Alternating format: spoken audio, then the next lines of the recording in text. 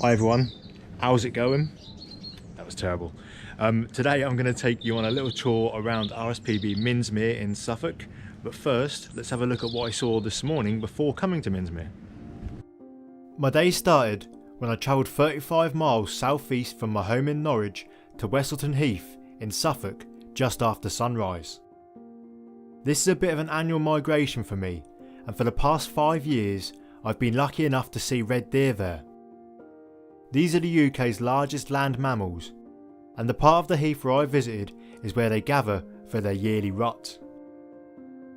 It was quite breezy and cold, and most of the animals were out of sight or inactive, but I did spot this stag with a strangely lopsided set of antlers, and I saw these two youngsters having a bit of a tussle.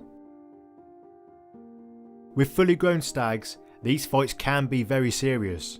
Sometimes they'll even fight to the death, but these weren't real contenders, and I think they were probably practicing for the years to come. There was a fully grown stag out on the heath as well, but he seemed to be preoccupied eating, so I left him to it and travelled a couple of miles further southeast to RSPB Minsmere. I was trying to convince the person in reception that I was an actual paid member and that I'd just lost my card. I filmed this blue tit feeding on some sunflower seeds, and on the ground below this male chaffinch. Unfortunately he, like a lot of chaffinches these days, is suffering from fringilla papillomavirus, which causes warty-like growths on the bird's legs and feet. With my membership confirmed, I headed into the reserve proper, and it wasn't very long before I saw my first bit of wildlife. A common toad was on the road. Okay, it was on the path, but that doesn't rhyme and I'm in a poetic mood. At under an inch long, this is probably a 1-year-old, and here it is proving the saying that toads crawl and frogs hop is not always true. I made sure it got to safety, and I carried on to the first of many hides, North Hyde. This hide has 2 floors, and from the upper layer I had quite good views across a wetland scrape. There are several different species of birds spread across the area, including this flock of widgeon. Around 450,000 of these birds overwinter in the UK, but they only breed here sparsely and in low numbers, with the Suffolk coast being one of the places they do so. I could also see a solo moorhen, with its constantly flicking tail, and this grey heron stalking through an area of cut reeds. These are the largest member of the heron family in the country, with a wingspan of up to 2 metres. However, they are not the only member of the heron family at Minsmere, as you'll see later in this video. Despite their size, herons are really light, only growing to about 1 kilo in weight. There was another familiar sight out on the scrape as well, a couple of Eurasian magpies. These highly intelligent members of the crow family are very adaptable and can no doubt find lots of food in this rich habitat. I moved on from the hide and continued around the reserve before coming to a clearing where in previous years the grass had been heavily grazed, but on this visit it had grown high and gone to seed. The local goldfinches were taking full advantage of this, with a charm of maybe more than 100 dipping in and out of the tall grass. It wasn't far from here until the reserve paths made way for a shingle beach and the North Sea. I couldn't resist dipping my wellies and trying to film some cinematic shots of the waves. Well, not exactly successful, but at least I tried. Further along the coast, on a more sandy stretch, several small birds were flitting in and out of the dunes and brambles. Stonechats. This one's a male, and here is a female. They get their name from their clicking call, which sounds like 2 stones being hit together. And here's a male and a female side by side. Notice how the male has a darker head and more orange coloured breast than his female counterpart. Among a dense piece of vegetation, I noticed a different bird moving about, one I've only seen once before, a Dartford warbler. I know this isn't the best view that you've ever had of a bird, but thousands of people travel to Minsmere every year just hoping to see one, so I wanted to show you how lucky I'd got. It soon disappeared among the shrubbery, and after a quick look at this hovering male kestrel, who was managing to keep his head still despite the strong coastal breeze, I continued down the path and turned back away from the sea and into the reserve once more. After a short walk, I arrived at the second hide, viewing the same scrape as earlier but from the other side. Close in was this rather unassuming wader, a ruff. Although this individual isn't very colourful, during the spring and summer a lot of the males of this species develop large plumes of colourful feathers around their heads and necks that they use to show off to the females. I could also see some widgeon from here too. Notice how the male in the middle still has his summer plumage of a chestnut coloured head and a yellow to gold coloured cap.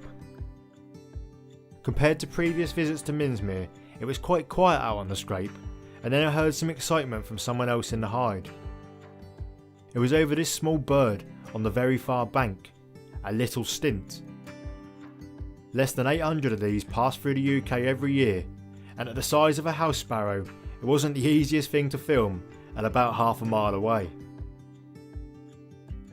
I moved on to the next hide, which wasn't very far but gave a slightly different viewpoint. In the distance there was the same flock of widgeon, but between me and them there was another bird, a lapwing.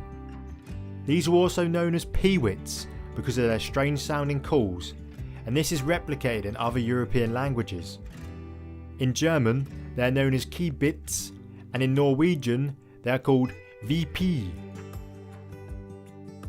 On a patch of wet mud nearer to the hide was this wood pigeon. I have a real soft spot for these and their city relatives, the feral pigeons. I think it's because I see them all of the time and they seem to have such personalities. From here, the path took me through a small woodland and towards the reception area where this crimson speckled moth was pointed out to me on a fence. At around an inch in length, it was attracting quite a bit of attention. Less than 100 of these have been seen in the UK in the 100 years up to 2022, although a lot more have been seen this year.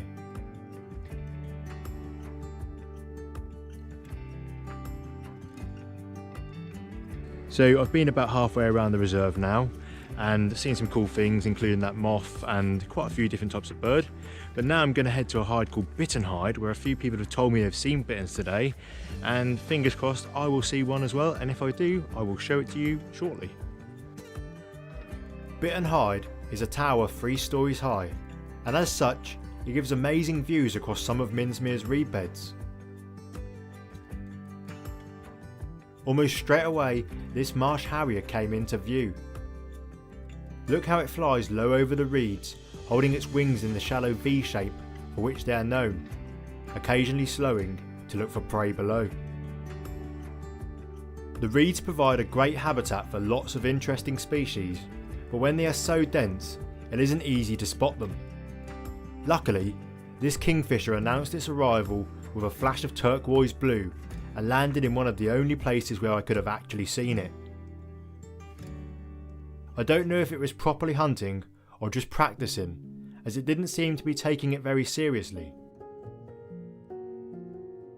After a few dives and no success, it flew up before dipping back into the reed beds out of sight.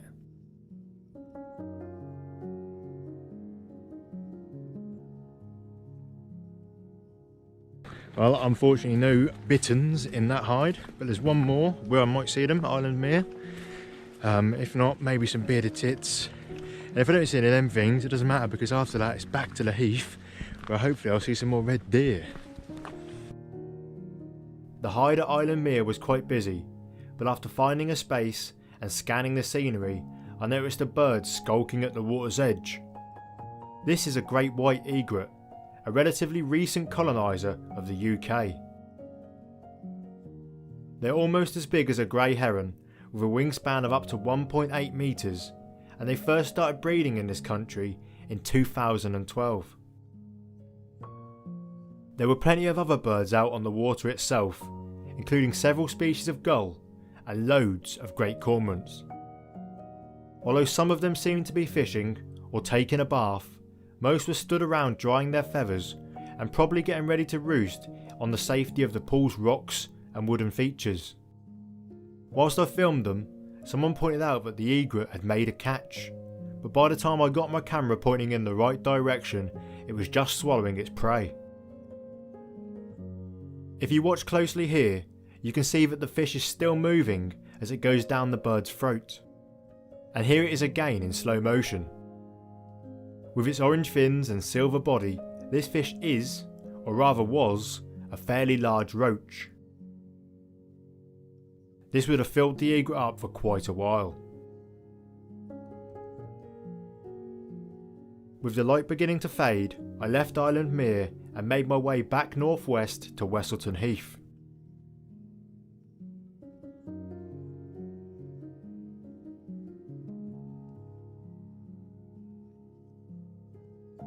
Upon my arrival, a lot of the deer were in sight, but quite far away, and clearly they had been startled by something. They don't have any natural predators in this country, so I suspect it was people that had disturbed them. And then, as they were running behind some vegetation, I noticed something else on the heath.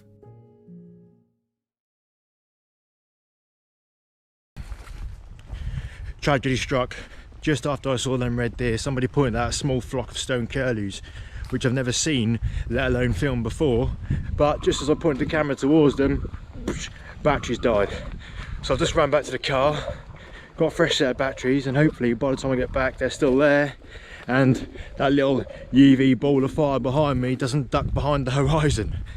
Let's get a move on. Despite delaying to film this B-roll, I was happy to see that the stone curlews were still there when I got back. These crow-sized birds have very large yellow eyes, and although they didn't seem to be up to much whilst I was filming them, that's for a good reason.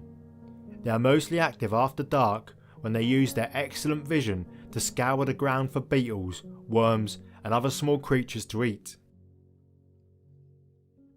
Despite the earlier chaos, some of the red deer had begun to re-emerge from the vegetation, but they were still very far away and I was losing light fast. I could just make out the tips of a stag's antlers above some shrubs, and he chose his moment to emerge, just as I was letting a family look through my camera. Well, that's nature for you. At least there will probably be deer for me to see there in future years.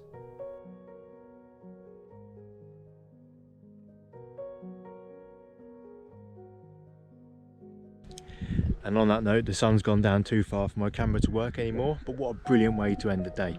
If you enjoyed this video, check out this other British wildlife video, and if you like that, subscribe for more. Thanks for watching, and I'll see you next time.